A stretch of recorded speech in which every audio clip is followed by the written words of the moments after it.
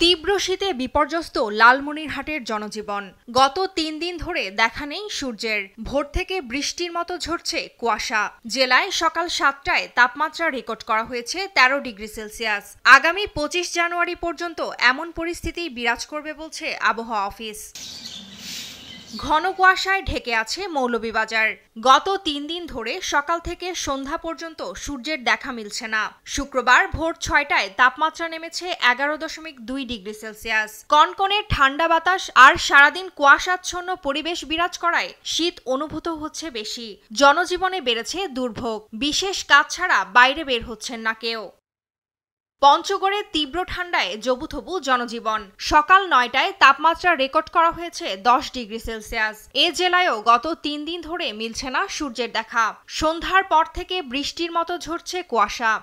আমাদের এই যে পঞ্চগড় ডিস্ট্রিক্ট ঠান্ডার আবহাওয়াটা বেশি, শীতের আবহাওয়াটা বেশি এবং গুড়ি গুড়ি বৃষ্টির মতো।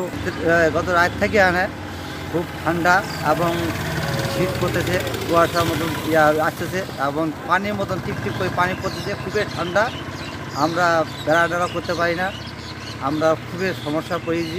গতকাল কুয়াশা ছিল, রাত থেকেই গুড়ি গুড়ি বৃষ্টি পড়তেছে, প্রচুর ঠান্ডা।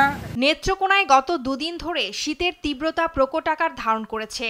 সকাল গড়িয়ে দুপুরেও দেখা নেই সূর্যের। ঘন কুয়াশার কারণে হেডলাইট জ্বালিয়ে চলছে যানবাহন। গত ২-৩ দিন যাবৎ প্রচণ্ড ঠান্ডা, যে কারণে শিশুদের নিউমোনিয়া, মুরব্বীদের রোগব্যাধি প্রচণ্ড পরিমাণ বাড়তেছে। হচ্ছে আমরা তো রাত্রে এবং দিনে গাড়ি চালাই। এখন রাতের অবস্থানটা তো কুয়াশা আরো বেশি, পরিস্থিতি ভয়াবহ। আমার একটা সমস্যা, আমি আপনার গাড়ি লইয়া বাইরে হলে আপনার কুয়াশা লাগে, কোনো কিছু দেখা যায় না। বাতি জ্বালায় আপনার গাড়ি বাউন লাগে। ২ দিন যাবৎ শীতের দাপটটা অনেকটাই বেশি দেখাচ্ছে, যাতে আমাদের এলাকার গরিব দুঃখী এবং অসহায় মানুষ যারা দিন এনে দিন খায়, ওদেরই মূলত অনেকটা ক্ষতি হচ্ছে।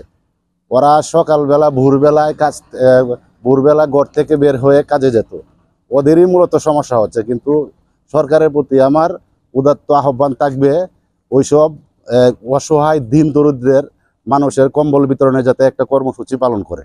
বিপাকে পড়ে খেটে খাওয়া মানুষ প্রচণ্ড শীত উপেক্ষা করেই কাজের সন্ধানে ছুটছেন। এছাড়া তীব্র শীতে স্থানীয় হাসপাতালগুলোতে বাড়ছে ঠান্ডাজনিত রোগীর সংখ্যা। বিশেষ করে ছোট শিশুরা সর্দি কাশি, নিউমোনিয়া এবং বৃদ্ধরা শ্বাসকষ্টজনিত রোগে আক্রান্ত হচ্ছেন বেশি। টুম্পা আফরোজ, নিউজ ডেস্ক, দেশ টিভি।